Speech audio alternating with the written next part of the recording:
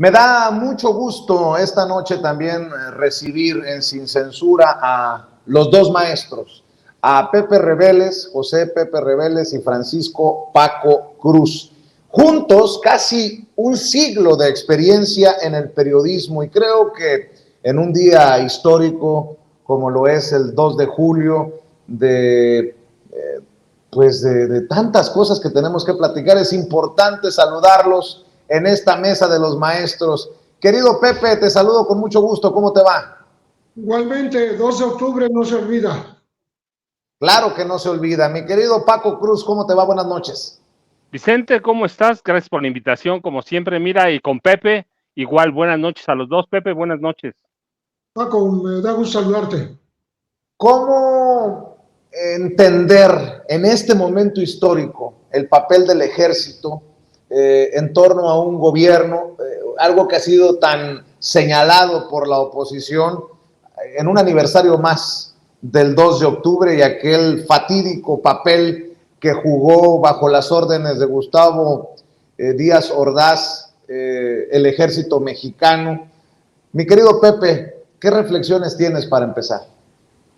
Mira, 55 años después todavía continúa la polémica de quién emitió las órdenes de disparar contra la multitud, porque al parecer la historia dice claramente que no fue Marcelino García Barragán, sino que habría sido el jefe del Estado Mayor Presidencial, ¿sí?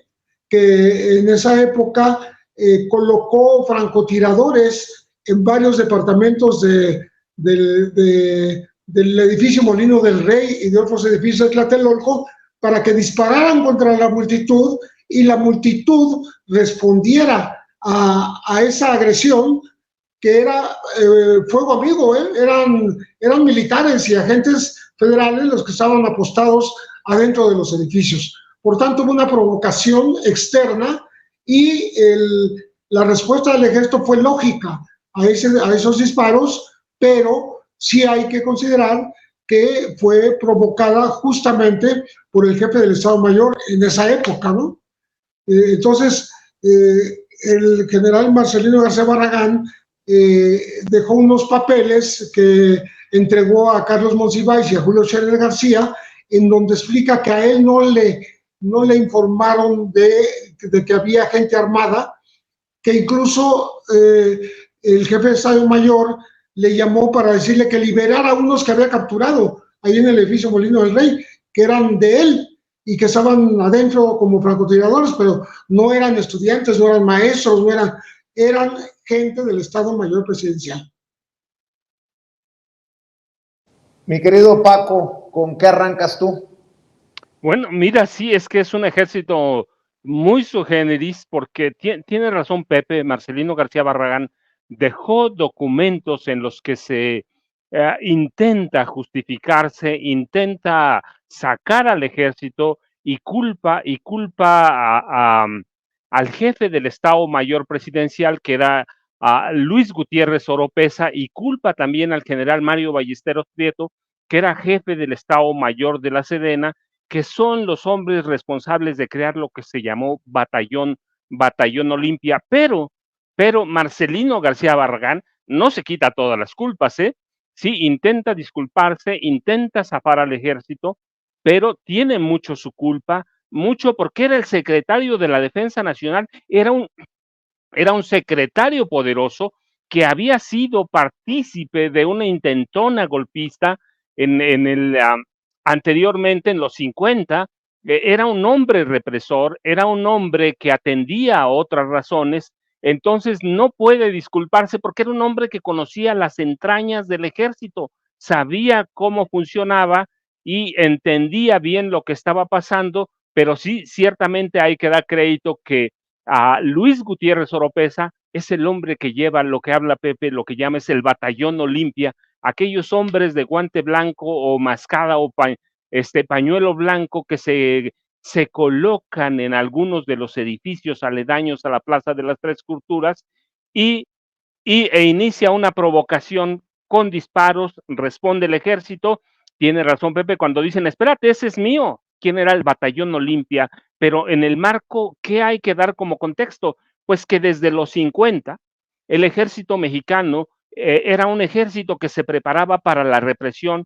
El gobierno del presidente Adolfo Ruiz Cortines tomó la iniciativa de enviar los primeros soldados ya formalmente a la Escuela de las Américas, que es una de la escuela de preparación de represores, y en ese ejército se ve envuelto el 68, que había tenido también algunos capítulos muy oscuros en el gobierno de Adolfo López Mateos. Así que ciertamente, mira, yo digo, no estaba solo, estaban Luis Gutiérrez Oropesa, estaba Mario Ballesteros Prieto, Luis Echeverría Álvarez, que ciertamente después tiene sus 68 en el jueves de Corpus, en el Halconazo, pero Díaz Ordaz no estaba solo, es un ejército que se había preparado para la represión y que prepara un grupo especial para reprimir estudiantes. Y yo llegamos a este ejército que tiene muchas cosas todavía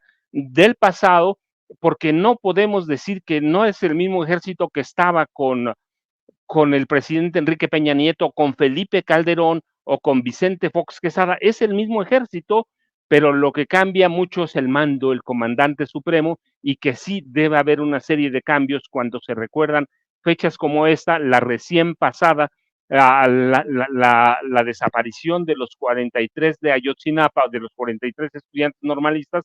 Así que debemos entender el ejército como un ejército que se preparó desde los 50 para reprimir y tiene su capítulo más oscuro en el 68.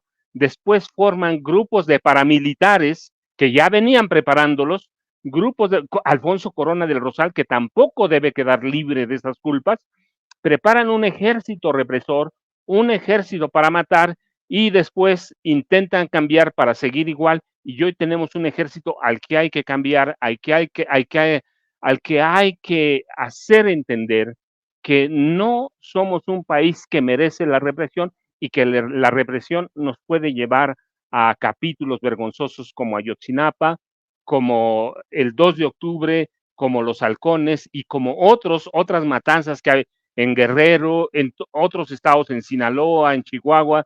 Así que tenemos un ejército que arrastra una historia muy negra que se consolida en los 60 con el 2 de octubre, Vicente, Pepe. Fíjate que cómo son las cosas mientras estamos realizando esta mesa. Me doy cuenta que ya empezó a funcionar, ya que estamos hablando del ejército, que tiene una relación, pues también muy para el análisis, para decirlo así, con el gobierno del presidente Andrés Manuel López Obrador. Mexicana ya empieza a volar y ya están hasta en la página de internet vendiendo vuelos en esta página del gobierno de México, la aerolínea del Estado mexicano, y es mexicana.gov.mx. Nada más para hablar de una diferente relación, ¿no? El ejército que se encargará de esta aerolínea del Estado mexicano, que se ha encargado de la construcción del aeropuerto Felipe Ángeles, que se ha encargado también de la construcción del Tren Maya, un ejército que ya no está necesariamente en Tlatelolco, por decirlo de alguna manera, por el 2 de octubre, sino en las grandes obras del gobierno del presidente Andrés Manuel López Obrador, Pepe. Así es, hay un ejército constructor ahora encargado de tareas que no se le daban en aquella época, ¿no? Hay que dar el apunte, porque poca gente lo sabe, que en el 71 no hubo necesidad que interviniera, pero estaba en el colegio militar a punto de salir cuando se le ordenara. Hay cables, hay telegramas de parte del general Hermenegildo Cuenca Díaz en aquella época como secretario de la Defensa, investigando la entrada y salida de personas, de jóvenes, por las carreteras hacia la Ciudad de México en junio del 71, y se preparó con el ejército. No se utilizó porque no fue necesario. Se utilizaron los halcones, se utilizaron las policías, tanto la policía de la Ciudad de México como la policía federal, en esa época de la PGR, de la Policía Judicial Federal, y pues la represión fue de todas maneras terrible y sin la intervención directa de las Fuerzas Armadas. Hubo una pequeña diferencia, pero no hubo diferencia en la represión, sino en los autores, ¿no? Mismos que, como sabemos, fueron entrenados por el gobierno de la Ciudad de México, pero no por el gobernante de aquella época que era Alfonso Martínez Domínguez, sino desde que estaba Alfonso Corona del Rosal. Desde 1968 ya existían los halcones. Se les entrenaba en los bosques de San Juan de Aragón y había más de 1,000 de ellos con un sueldo, me acuerdo muy bien, de 1,500 pesos mensuales, que eran un buen dinero en aquella época, ¿no? Y después para fingir que se acababa esa ola represiva, Echeverría los corrió. O sea, le ordenó a Martínez Domínguez y a Manuel Díaz Escobar, que era el jefe de los halcones, que los liquidaran y que se fueran a su casa. Por eso después los halcones se convirtieron en asaltabancos, asaltacorreos, asaltatelégrafos, porque ellos hacían ese trabajo para culpar a los líderes estudiantiles de hacerlo y a la incipiente guerrilla. Entonces todo tiene un nudo ahí de actuación totalmente ilegal en la época, porque se trataba justamente de frenar cualquier tipo de disidencia, sea pacífica como la de los estudiantes, sea armada como la de la incipiente guerrilla en aquella época.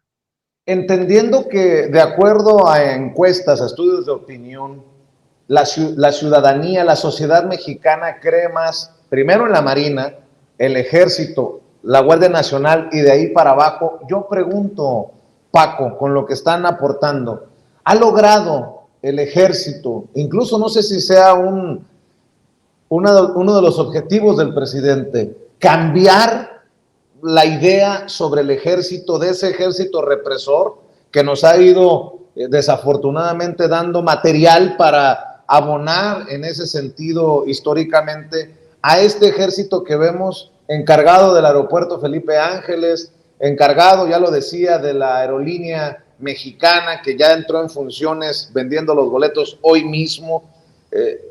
¿Se ha transformado, querido Paco? Mira, Vicente, Pepe, el presidente Andrés Manuel López Obrador tiene razón cuando afirma que el ejército responde a su comandante en jefe o el comandante supremo de las Fuerzas Armadas, como es su cargo. Tiene una parte de razón, mucha, pero también es importante, sí, que si vemos estos cambios, pero es importante institucionalizarlos. Es decir, este país debe iniciar un proceso en el siguiente sexenio, tomando en cuenta las cosas como están, para desmilitarizar este país, que no lo militarizó López Obrador, sino que viene, yo te decía, desde el gobierno del presidente Ruiz Cortines, a tomar medidas para educar al ejército de otra forma, para darle nuevas tareas, para entenderlo como un ejército de paz que solo colabore en algunas tareas o que esté pendiente, como es la labor del ejército ante amenazas externas. Sí tenemos que cambiar, sí se puede. El ejército necesita un cambio, pero grande. Tenemos un generalato de 541 personas, que es un ejército demasiado grande, un ejército muy obeso, un ejército que tiene que disminuir, y aunque en este momento no se pueda, hay que entenderlo. Lo que hace hoy el ejército es resultado no de lo que hace el presidente López Obrador, sino de tareas que le habían encomendado. El presidente trata de ordenarlas, pero como está el país, no se va a poder. Debemos entender que si bien es cierto que hay que cambiar el ejército, o al ejército, a la Marina, eso incluye, cuando yo hablo ejército, digo el ejército, la Marina Armada de México, hay que hacer una remodelación, remodelación completa, reestructurarlo, pero al mismo tiempo hay que hacer o hay que formar una policía nacional de carrera. De lo contrario, siempre vamos a estar dependiendo, y también dependemos de que un día llegue un jefe o un comandante supremo y les dé otra vez la tarea de reprimir. Así que hay muchas cosas. Tenemos hoy un ejército constructor, es cierto, pero es el mismo ejército de antes. No es que haya cambiado o que haya llegado Andrés Manuel López Obrador y diga vamos a cambiar a los casi 300,000 elementos del ejército en tierra y la Fuerza Aérea y los 60,000, 70,000 de la Marina y somos otros. No, es el mismo, lo que necesitamos son cursos de preparación. Tenemos que tener una idea para qué queremos el ejército, pero de entender que no necesitamos un ejército represor, pero también tenemos que entender que necesitamos una policía nacional civil que atienda a otros parámetros y que no se corrompa. De lo contrario, no vamos a salir de un círculo vicioso. Así que hay muchas cosas que ver, pero es mejor tener al ejército. No digo que estoy de acuerdo, siempre voy a decir, yo estoy contra la militarización en cualquiera de los supuestos que se pongan, de los escenarios, pero sí es mejor tener un ejército que construya, que desarrolle, a tener un ejército represor, pero este ejército es el mismo, así que necesitamos refundar al ejército mexicano y entender que este país necesita y merece un ejército que tenga una buena reputación, mejor que la que tiene ahora, una mejor imagen, y necesita una policía que pueda atender y resolver los graves problemas que tenemos, por ejemplo, de crimen organizado o parte de la violencia estructural del fuero común, Vicente, Pepe. Fíjense que hace un rato, antes de que llegaran ustedes, platicaba con Nancy Flores, corresponsal de la revista Contralínea, sobre esto que vuelvo a poner sobre la mesa. ¿Fue acaso el 68, el 2 de octubre del 68, el primer amaciato, la primera oportunidad de complicidad así de ese tamaño entre el gobierno y los medios de comunicación, Paco, Pepe? Lo pregunto porque hubo también la información, los medios de información que o invisibilizaron lo ocurrido en Tlatelolco o de plano mintieron. Y pienso en el pacto, por ejemplo, de los medios de comunicación, grandes medios de comunicación en tiempos de Calderón, ese pacto de silencio. Pienso, por ejemplo, cómo a través de los medios de comunicación el PRI logra llevar a la presidencia a Enrique Peña Nieto, y creo que hay muchos ejemplos en la historia, pero es, si acaso, el 68, el 2 de octubre del 68, la primera gran complicidad gobierno-medios de comunicación. Pepe, te pregunto. Sí, hay que entender que vivíamos una época muy autoritaria, en donde no se permitía ningún tipo de disidencia. Díaz Ordaz era el hombre autoritario, autócrata, represor por excelencia, y por eso pudo darse el lujo de permitir la intervención del ejército en Tlatelolco, ¿no? Haya sido quien haya sido el instrumento, el propio Marcelino García Barragán o Luis Gutiérrez Oropesa, que era su jefe de Estado Mayor presidencial, pero con la ayuda del secretario de Gobernación en esa época, Luis Echeverría Álvarez. Todos ellos, gente declarada anticomunista. No es un calificativo externo. Ellos se reconocían así como enemigos de las ideas exóticas que se supone habían adoptado los líderes del movimiento estudiantil, a imitación del movimiento estudiantil de Francia, del mayo del propio 68, o de otros países, ¿no? Hubo una exposición en Tlatelolco, justamente hablando de los movimientos estudiantiles en decenas de países del mundo. Entonces México no fue la excepción, pero se actuó de esa manera. A mí parece que la relación gobierno, ejército, medios, tuvo manifestaciones que ahora podrían mover a la risa, pero fueron realmente trágicas. Fue el caso del izamiento de la bandera que supuestamente habían bajado los estudiantes y habían colocado una bandera de huelga en el Zócalo capitalino el 27 de agosto de 1968, cuando llegaron hasta ahí, y el ejército usó tanquetas para sacarlos, ¿no? Los desalojó. Yo estaba ahí. Entonces, al día siguiente llevaron a burócratas para desagraviar a la bandera. y los burócratas empezaron a decir, somos borregos, o sea, no vamos por nuestra voluntad, fuimos obligados porque eran burócratas, ¿no? Y lo curioso es que hay una anécdota que recoge el periodista historiador Jacinto Rodríguez Munguía, en donde pone al que era gerente, director de la prensa, la cooperativa de la prensa en aquella época, de Mario Santaella, cuando le habla a Luis Echeverría personalmente como secretario de Gobernación y le dice, oye Mario, ya sabes que los estudiantes subieron una bandera rojinegra, una bandera de huelga, a la hasta bandera en el Zócalo capitalino. A ver, déjame checar, yo tengo ahí un enviado. Ese enviado se llamaba Mauro Jiménez Lascano, que después fue jefe de prensa de Echeverría, pero bueno, en ese momento era reportero de la prensa y le dice a Santaella, señor, estoy aquí parado frente al asta de la bandera y está el lábaro patrio, el tricolor, no hay ninguna bandera de huelga. ¿Qué pasó? Echeverría se equivocó de hora, todavía no ocurría lo que iba a ocurrir, que alguien iba a poner esa bandera rojinegra para criminalizar a los estudiantes y decir que eran antipatriotas, ¿no? Entonces, son, digo, cosas que moverían a risas si no fueran tan trágicas, ¿no? Porque desembocarían en una violencia terrible. Ya había ocurrido el bazucazo también en la preparatoria, en el centro de la ciudad, por parte de soldados. Y bueno, desgraciadamente, creo, como decía Paco, hay que refundar un ejército que tenga buena relación, buen contacto con la sociedad, que realmente responda a lo que se dice que es un ejército pueblo, porque no es igual que los ejércitos de Chile o de Argentina, que eran más o ya desde el principio, desde su fundación, eran fundados de una manera elitista.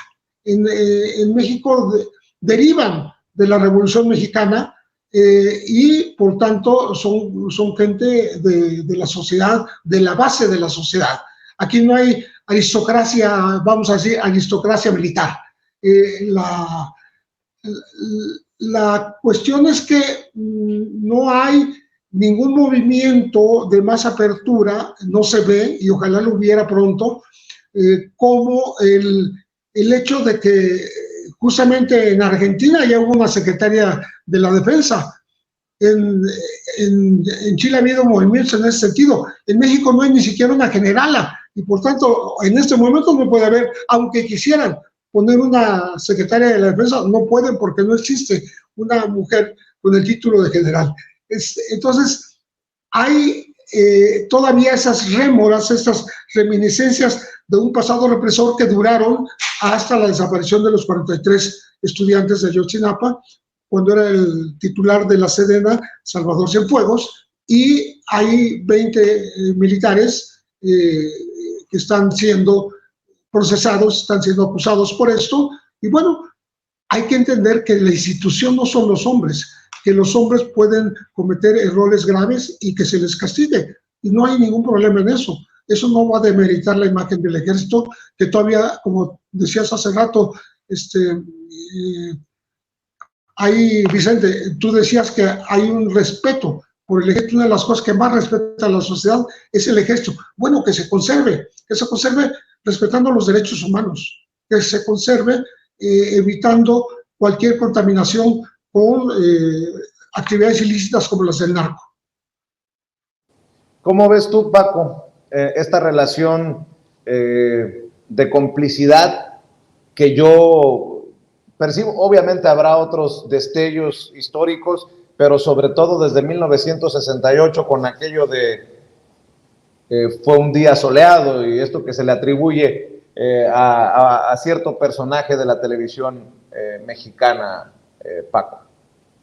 Mira, Vicente, yo voy un poco más atrás. La colusión de ese ejército con la presidencia y los medios de comunicación la podemos rastrear incluso más atrás, decir, una relación de ominosa, por ejemplo, la matanza de los copleros en Acapulco, que calla la prensa de la Ciudad de México, que es considerada la prensa nacional, la matanza de estudiantes en la Alameda Central de Chilpancingo en 1960 y que también es como una especie de preludio a los movimientos posteriores de estudiantiles. Hay una gran matanza, un general de Raúl Caballero, que solo de Caballero solo tenía el apellido, y la prensa calla que hay decenas de muertos que se apilaban en el Palacio de Gobierno de Chilpancingo, en el Palacio del Gobierno Estatal, calla, y López Mateos les pide que callen, le pide a esos medios que callen,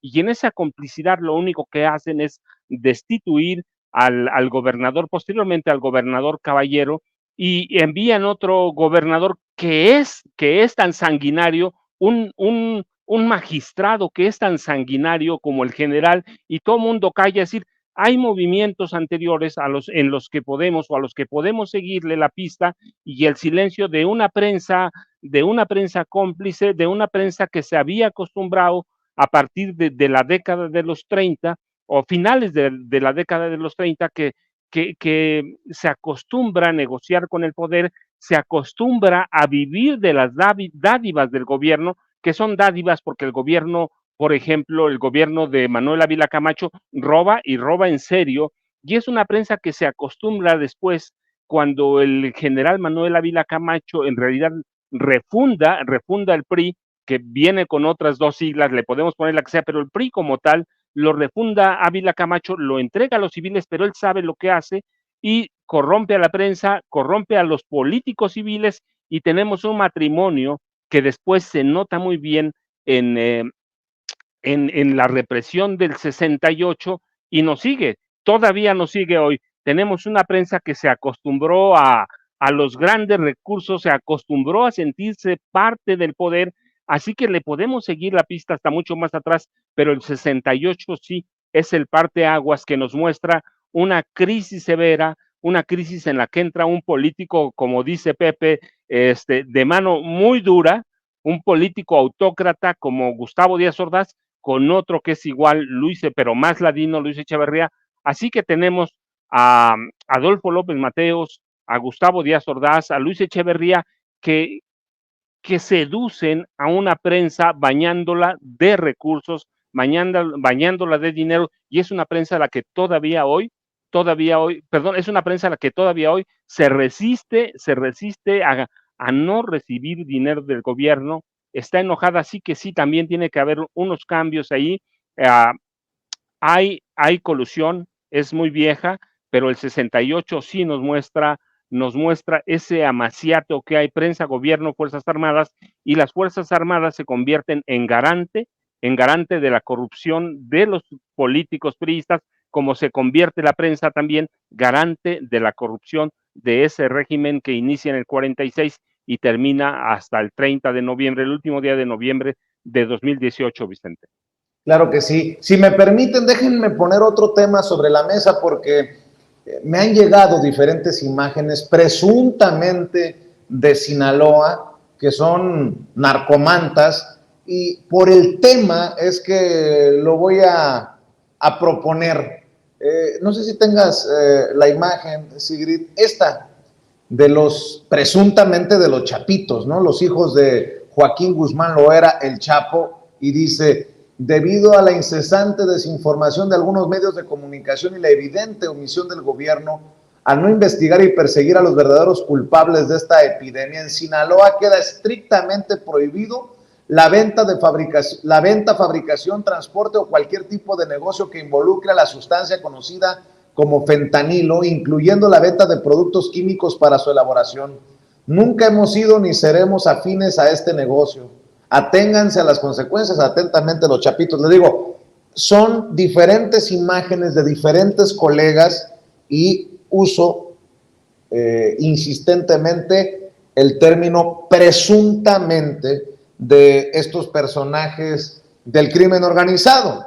Y es que la crisis está fea y se me hace que ya a ambos lados de la frontera, no solamente lo menciono por las muertes en Estados Unidos, sino por la persecución de las autoridades. De hecho, se hablaba de un operativo en Badiraguato por aire nunca quedó establecido, o al menos con exactitud y claridad, por qué el despliegue por aire en esa zona de las autoridades, pero bueno, este es un tema que debe de ocuparnos, la crisis también de consumo ya del lado mexicano. Mi querido Pepe, ¿cómo ves?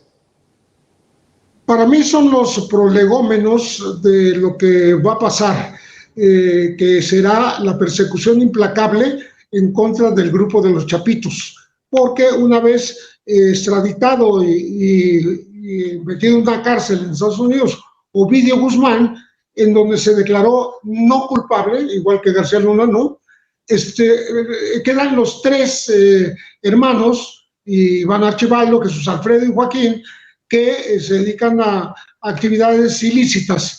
No las admiten en estos mensajes, supuestos mensajes de ellos, porque no están diciendo nos dedicamos a todo tráfico, menos al fentanilo, pero de eso es lo que se sobreentiende. Nosotros no le estamos entrando al tema del fentanilo. ¿Por qué dicen eso? Porque el fentanilo es el pretexto que ha puesto Estados Unidos para perseguirlos exactamente. Los quiere meter en una cárcel de Estados Unidos, quiere que México los capture y los entregue, quizá con la colaboración de las agencias de Estados Unidos, como ya ocurrió en el caso de Ovidio, que fue con la colaboración de las agencias estadounidenses que se capturó en las dos ocasiones, tanto en 2019 como en enero de este 2023. Entonces, ellos van a hacer lo imposible por llevárselos a Estados Unidos y juzgarlos precisamente por el tema del fentanilo.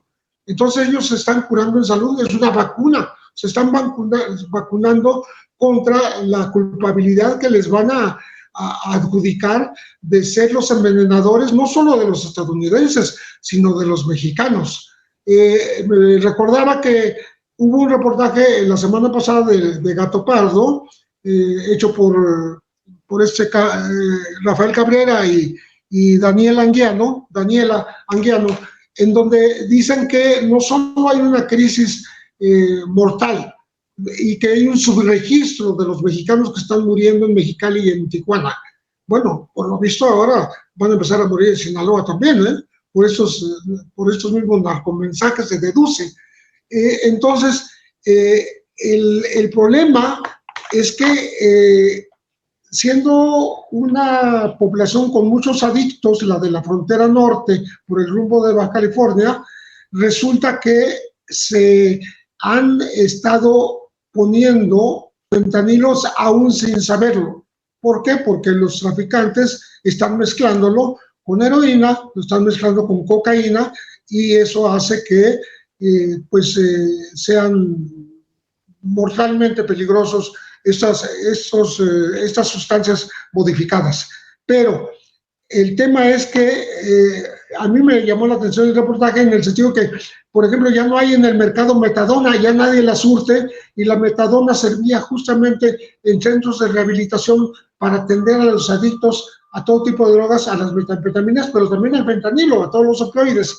Entonces, va a haber una crisis que ya se ve venir, hay un subregistro, hay una crisis que no está atendiendo el gobierno de México en la frontera norte, hay una crisis que seguramente ya empezó en Sinaloa. Si no hubieran sacado esto los Chapitos, ¿cómo pueden decir que, primero, no son autoridad? Segundo, dicen, de nuestra cuenta corre que nadie venda, nadie comercie, nadie produzca, nadie transporte fentanilo. Bueno, pues ellos no son policía ni cosa que se les parezca.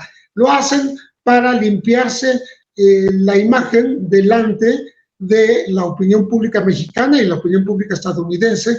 ¿Por qué? Porque ven venir una epidemia terrible de muertes de fentanilo también en México y no solo en Estados Unidos. Entonces, esto es gravísimo, ¿no? De hecho, no fue la intención de los mensajes, pero me parece que detrás de eso no puede haber más que la información que estoy diciendo, porque el otro fabricante, presunto traficante de fentanilo, con precursores provenientes de China y de la India, es el Cártel Jalisco Nueva Generación, pero ese no está en Culiacán, ni de chiste, no está ahí, ni va a estar en los próximos años.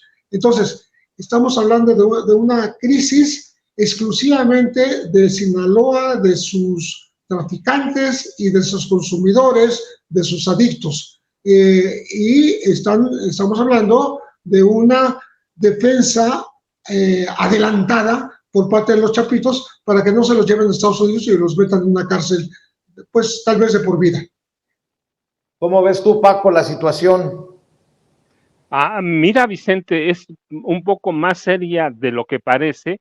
Las mantas ciertamente tiene razón Pepe, son una defensa adelantada. ¿Por qué una defensa? Sí, ciertamente se ve venir la crisis, se ve venir que va a haber problemas también en México, sobre todo en la zona norte de este país, pero hay un elemento que es adicional.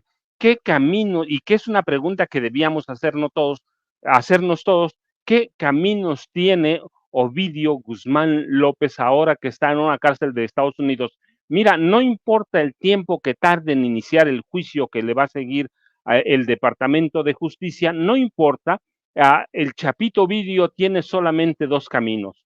O calla como cayó su papá y le caen varias condenas de por vida, porque además, porque está involucrado en, ¿qué? En fentanilo, una droga que deja por lo menos 300 muertos diarios en Estados Unidos, o esa es la cifra que le atribuyen, con o sin subregistro, 300 muertos diarios son más de 120,000 por año. Entonces tiene esa opción, quedarse callado y esperar la sentencia como la esperó su papá, o por el otro lado, denunciar a sus cómplices. ¿Y quiénes son sus cómplices? Sus hermanos. Sus hermanos ¿quiénes son? Está Jesús Alfredo, el Alfredillo, que ya alguna vez fue preso. Así que no es un chapito, son 4 por lo menos los que están, solamente uno de ellos murió, recuerdas, en un tiroteo, en el que lo confundieron en un centro comercial. Así que tiene más hermanos y tiene una hermana que está involucrada en la comercialización de la marca El Chapo Guzmán. Entonces, ¿qué va a hacer el Chapito Ovidio? Pues sus hermanos, o medios hermanos, como le dicen, para mí son sus hermanos, ¿qué va a hacer? ¿Va a hablar? Es muy probable.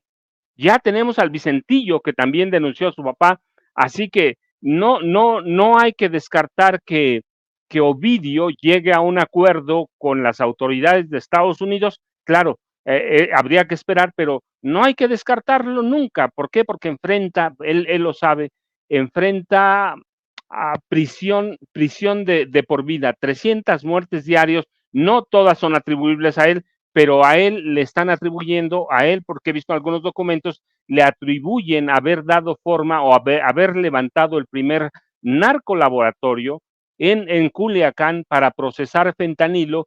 Así que son muchas las razones que tienen los chapitos libres para decir, espérate, sí somos traficantes, pero no negociamos con fentanilo. Están tratando de desviar la atención. ¿Por qué? Porque ellos saben que tarde o temprano la DEA hace mucho, por lo menos desde 2005 les tiene puesta la vista encima.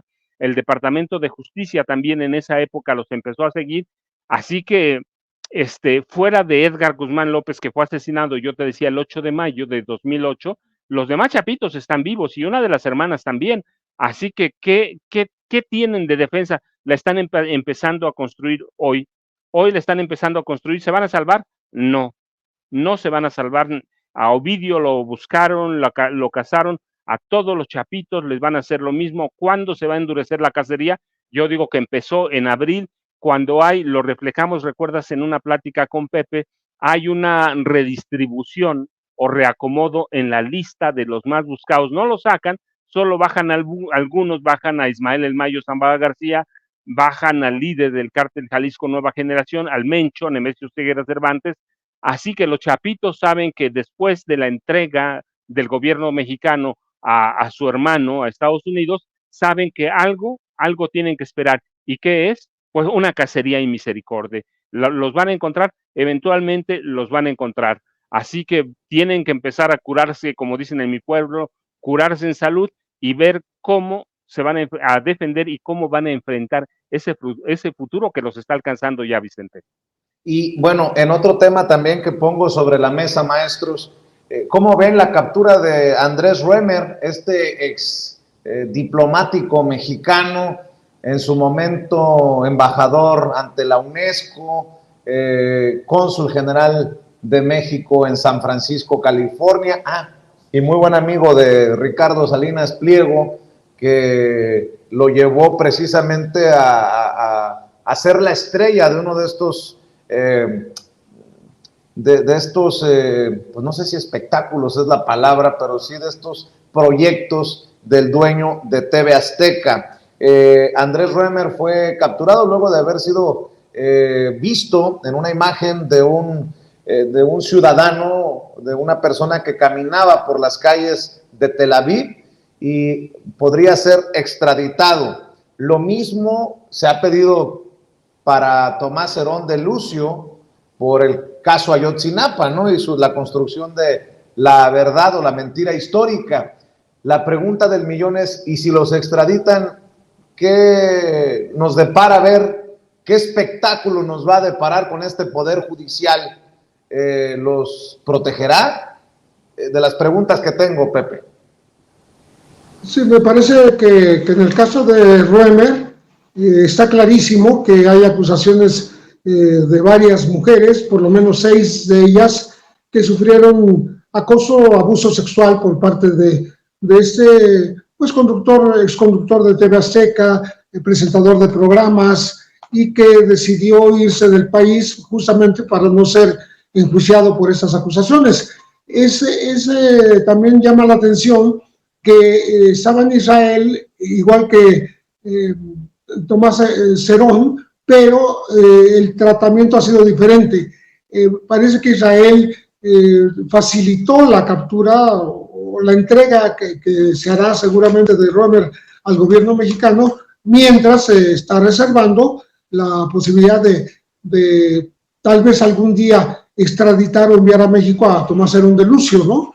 Que es uno de los funcionarios, director de la Agencia Federal de Investigación, acusado de haber participado muy preponderantemente en la versión histórica, en la verdad histórica de la entonces Procuraduría General de la República, que era presidida por Jesús Murillo Caram, quien sí está en la cárcel. Pero Tomás Herón simplemente ha logrado no ser enviado a México, ha conseguido recursos para evitar que esto ocurra, mientras Roemer pues, tal vez estaba muy quitado de la pena pensando que no iba a pasar nada con él. Son delitos muy diferentes, ¿no? El de Tomás Herón es de haber encubierto la verdad del caso de los 43 jóvenes normalistas de Ayotzinapa, de haber torturado a testigos y detenidos justamente para fabricar esa verdad histórica, de haber llevado al Chereje, así es el apodo de este presunto delincuente, que fue llevado al río San Juan para que ahí aparecieran luego las bolsas con los supuestos restos que habrían sido encontrados en el basurero de Cocula, que al final se sabe que no fue ahí. En fin, es encargado de un tema muy complicado, muy grave para el país, mientras Roemer, habiendo cometido delitos que obviamente afectan a la vida de esas mujeres, pues son delitos bastante diferentes, ¿no? Pero yo lo que veo la facilidad con la que Roemer será entregado a México y la dificultad que hay para que Tomás Herón finalmente un día llegue ante las autoridades mexicanas. Ya nos mostraba en pantalla Sigrid en los controles el comunicado que publica la Embajada de Israel en México referente a la detención de Andrés Roemer por allá en Israel, y dice así: 2 de octubre de 2023, comunicado de prensa. En el año 2022, Israel recibió la solicitud de México de extraditar al señor Andrés Roemer, sospechoso de haber cometido delitos de violación y violación en circunstancias agravadas, según la legislación mexicana. La solicitud de extradición fue examinada en Israel y después de deliberaciones entre las autoridades de Israel y México, el señor Roemer fue arrestado ayer por la policía israelí.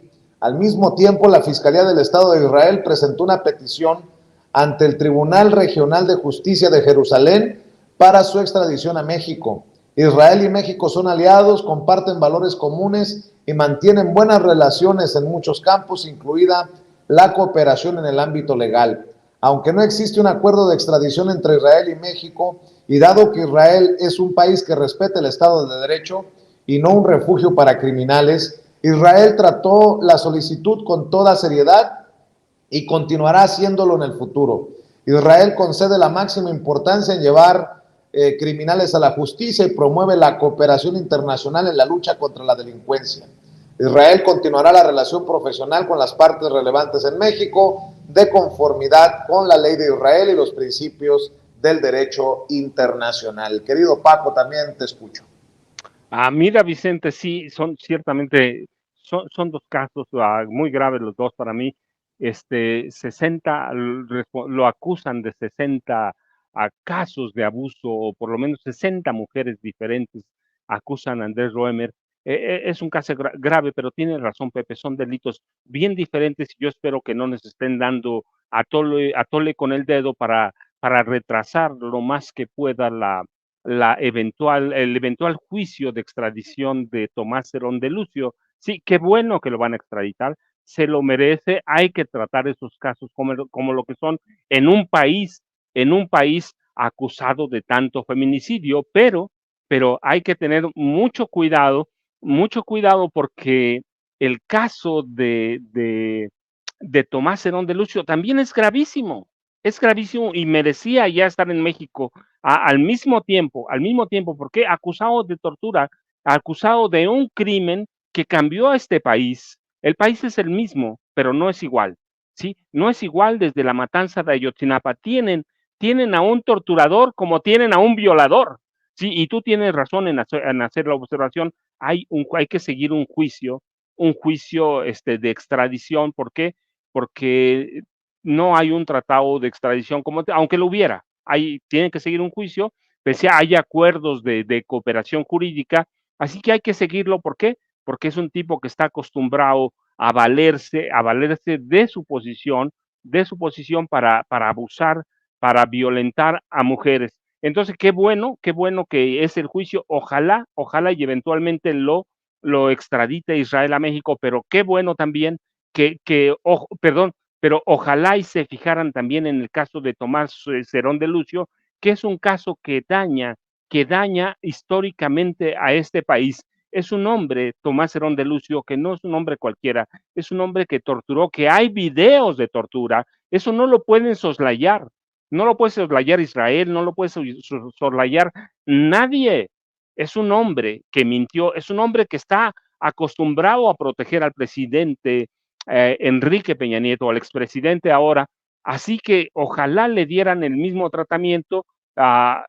¿Por qué? Porque si bien es cierto que, por ejemplo, Roemer iba con bajo perfil, paseando por ahí, pero iba bajo perfil. En cambio, Tomás Herón de Lucio es un hombre que va por la calle como un dandy, que da entrevistas, pero entiendo que es un caso que también involucra inteligencia, involucra adquisiciones de espionaje a Israel, así que para mí debían darle el mismo tratamiento. Es tan grave uno como otro. Yo digo, qué bueno que en el marco de la buena vecindad, de las buenas relaciones, de la cooperación jurídica que haya al no existir tratado de extradición, lo vayan a juzgar y eventualmente enviar a México. Qué bueno, es magnífico, son buenas noticias, sobre todo para las víctimas de este personaje. Pero también al mismo tiempo digo, qué bueno sería que en el marco de esa colaboración, de esa amistad, esa amistad recíproca, el gobierno de Israel y las autoridades judiciales de Israel decidieran tomar la misma medida, arrestar a Tomás Herón de Lucio, que aparece en los periódicos más importantes del mundo, aparece dando entrevistas, aparece abusando todavía de este país, presumiendo como el torturador que es. Así que ojalá el gobierno de Israel le diera el mismo tratamiento y nos lo enviara. ¿Por qué? Porque hay no solo hay una declaración, hay videos en los que él ordena torturar, en los que él tiene diálogos, si eso puede llamarse diálogos, con los torturadores, con los torturados, perdón, con las víctimas de tortura, así que es un delito tan grave. Los israelitas deben entenderlo porque ellos fueron víctimas del nazismo, así, y saben lo que es la tortura. Así que ojalá Israel, con esa buena señal de amistad, con esa buena señal de no proteger delincuentes, de no proteger criminales, ojalá nos devuelvan a Tomás Cerón de Lucio, que mucho tiene que decir para poder llegar a una conclusión del caso de los 43 estudiantes desaparecidos de Ayotzinapa y de sus tres compañeros asesinados aquel 26 de septiembre y 27 de 2014, Vicente. Así es, y en la recta final, maestros, para que no se nos pase, porque dice el presidente, no, nuestro pecho no es bodega. Antony Blinken, el secretario de Estado de Estados Unidos, ha admitido corresponsabilidad de Estados Unidos en la violencia que azota a nuestro país, a México. Esto es relevante por el tema que abordamos del fentanilo. Dice así: por el consumo de drogas, especialmente sintéticas elaboradas con fentanilo, y el trasiego de armas de norte a sur, Antony Blinken, secretario de Estado del gobierno de Joe Biden en Estados Unidos, admitió la corresponsabilidad de su país en la violencia que azota a México, y cito: este es un reto y una responsabilidad compartida. Así comenzó diciendo Blinken al ser cuestionado sobre si Estados Unidos prepara u ofrecerá ayuda a México para contener la violencia relacionada con el narcotráfico, y que sobre todo tiene azotando estados como Chiapas, Guerrero y Zacatecas. Esto va contrario a lo que decidieron hace unos días también, por politiquería, miembros de la Cámara de Representantes de Estados Unidos, que frena ayuda económica a México por la falta o por no hacer lo suficiente en el combate al fentanilo. Pero bueno, el segundo hombre más importante del gobierno de Estados Unidos acepta la responsabilidad estadounidense por la violencia que nos está pasando, y creo que no son declaraciones que vayan a aceptarlas así de entrada en la oposición política, que han acusado al presidente de no ser igual a los anteriores presidentes, sino ser peor en términos de violencia, lo que hemos analizado una y otra vez con seriedad, con honestidad en esta mesa, querido Pepe, querido Paco. Voy contigo primero, Pepe, en esta última ronda. Pues me parece que es correcto lo que hace Antony Blinken, porque finalmente ellos son los causantes de toda esta violencia en la medida en que tienen el país consumidor por excelencia de todo tipo de drogas en el mundo. Y bueno, tienen su central de abasto aquí tras la frontera, y nosotros le damos ese servicio, pero express, todo tipo de droga que quieran, la que quieras tú, llega a través de México, ya sea que se fabrique aquí, ya sea que se tome como país de paso nada más, y que finalmente aterrice en la alberca que son los Estados Unidos, como diría en su época Gustavo Díaz Ordaz, que México era un trampolín nada más y ahí estaba la alberca. Bueno, esta alberca es responsable de muchas de las violencias que se viven en México. No solo en la zona fronteriza del norte, en donde están los flujos por una frontera muy, muy porosa que permite ese tráfico por tierra, aunque también lo hay por mar y por vía aérea, pero también provoca la violencia en lugares tan lejanos como Chiapas, porque por Chiapas hay una entrada del almacén que es Centroamérica, por la debilidad de sus gobiernos. Ahí los narcos internacionales, los colombianos particularmente, guardan la droga en espera a veces de mejores precios en el mercado, y luego la pasan por México, tan sencillo como eso. y por eso están presentes ahora peleándose en Chiapas el cártel Jalisco Nueva Generación y el cártel de Sinaloa. No tendrían por qué estar peleando ahí si no hubiera un mercado tan voraz que está esperando esas drogas que pasan por ese lugar también, ¿no? Entonces, yo no sé qué es más grave de lo que está ocurriendo en Chiapas. Si el grupo este del maíz, que dice ser una especie de sucursal o un brazo armado del cártel Jalisco Nueva Generación, que está despojando a pobladores de la sierra que son desplazados hacia Guatemala justamente de sus casas, o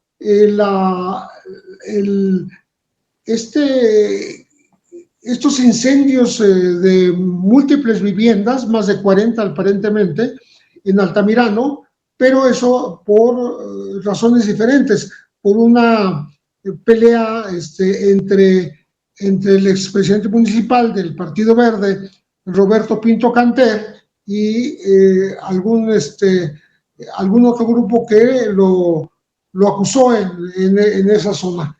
Entonces tenemos eso y tenemos todo tipo de muertes provocadas por la violencia, como no sé, no encuentro explicación para que hayan ido a un hotel del municipio de Juárez a sacar a 5 encuestadores y liquidar a 2, el otro está desaparecido, y liberar a 2 mujeres.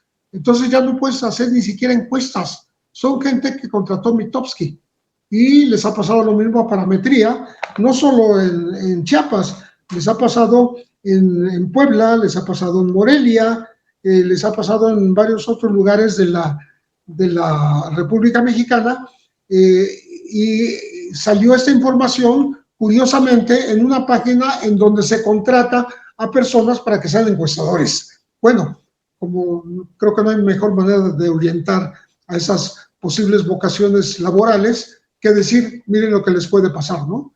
Y bueno, de toda esta violencia no es de generación espontánea, se provoca exactamente por la voracidad de los adictos estadounidenses, que son más de 20 millones de personas. Paco, vamos a cerrar con tu comentario acerca de esto que dejo sobre la mesa. Bueno, mira, Vicente, en realidad lo que dice Blinken tiene razón, y no solo porque es el gran consumidor, sino porque también la corrupción en Estados Unidos permitió que haya hoy una epidemia de contenido de fentanilo, ¿no?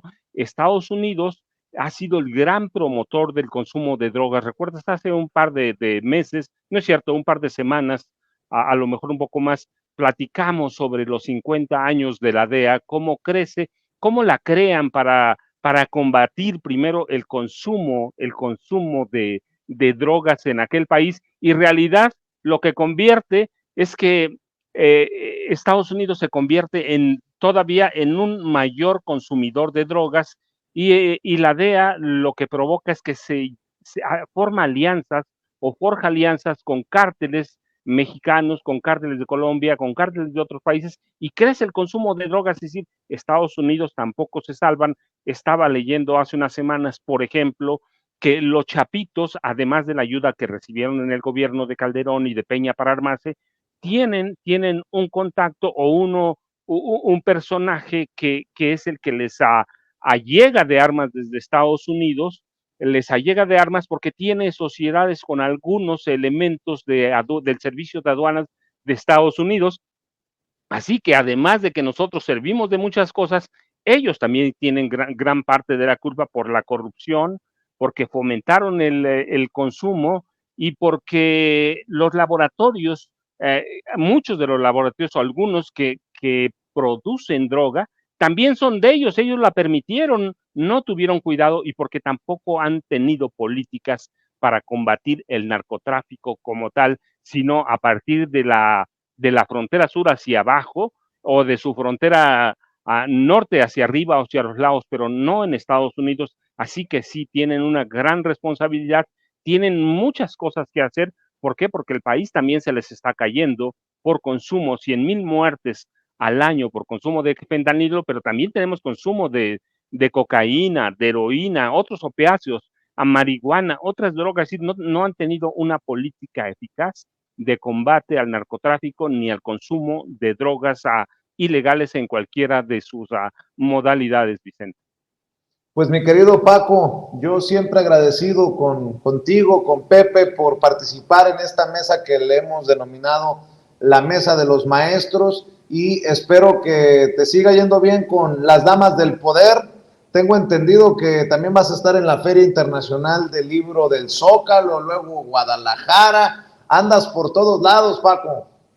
Vicente, no, muchas gracias a ti y a Pepe, de veras que es un placer platicar con los dos. Mira, el viernes viajo muy tempranito, entre 8 y 9 de la mañana, viajo a Monterrey. El sábado tengo una presentación formal en la Feria Internacional del Libro de Monterrey. Luego, el siguiente sábado temprano también voy a estar en la Universidad Autónoma del Estado de México, pero en el campus de Zumpango. Después, tienes tu razón, en la FIL del Zócalo, para cerrar en noviembre, no me acuerdo si es el 21 o 22 de noviembre, en la FIL de Guadalajara. Pues éxito, Paco, mi querido Paco, con las Damas del Poder y García Luna, el Señor de la Muerte, y en tus redes sociales también, Paco. Vicente, yo ya sabes, @Paco Cruz Jiménez en Twitter, Francisco Cruz Jiménez en Facebook, y muchas gracias, y también a Pepe, un abrazo para los dos. Oye, yo me voy a despedir con una pregunta que va a dejar la víbora chillando. ¿Tú no extrañas andar en el circuito nuevamente con los libros, Pepe? ¿Cómo extraño qué? Andar en el circuito, en las ferias y presentando el libro. Ahí voy a estar presentando el libro de Paco. No, el año que entra presentaré un libro, ¿sí? Pues en eso ando. Entonces, sí, ahí no con tanta frecuencia, pero ni con tanto éxito como Paco, pero ahí estamos también en la brega, en la cuestión de los libros. Y el Rebeles. El libro del Zócalo, y también voy a ir a presentar otro libro a Guadalajara. Muy bien, entonces, pues les mando un abrazo a ambos. Pues un abrazo a ustedes dos y felicidades al exitoso Paco. Eso. Gracias, Pepe. Gracias a los dos. Un abrazo, Pepe, un abrazo, Paco. Muchas gracias a los maestros por habernos acompañado. Les recuerdo que esto no funciona si usted no nos ayuda. ¿Cómo? A ver. ¿No? Ahí va, más despacio. No solamente nos vea en vivo y en directo, compártanos con familiares, amigos, contactos a través de WhatsApp, de Facebook, de Twitter, por donde usted quiera. Ahí están nuestras plataformas. En Facebook nos encuentra como Sin Censura TV. En Twitter nos encuentra como @Vicente Serrano. En Instagram y en Threads en @sin-censura-Vicente-Serrano. Y obviamente nuestros 3 canales en YouTube: Sin Censura TV, Sin Censura Media y Sin Censura Presenta. Y le recuerdo que cada peso, cada dólar, cada euro que usted done, envíe, aporte a Sin Censura, cuenta. Por eso, si usted cree que nos merecemos el respaldo económico, envíenos un superchat. Es muy fácil. Lo que tiene que hacer es buscar el signo de pesos o de dólares que diariamente le muestra Sigrid con la flechita. Es muy fácil encontrar el signo de pesos o de dólares en la transmisión de nuestros canales en YouTube. Ahí donde esté el signo de pesos o de dólares, por favor, ahí le da clic, con su tarjeta de crédito o de débito nos manda su aportación y mándenos un mensaje y con mucho gusto lo leemos aquí en Sin Censura. Bueno, por lo pronto, buenas noches y que Dios nos bendiga a todos.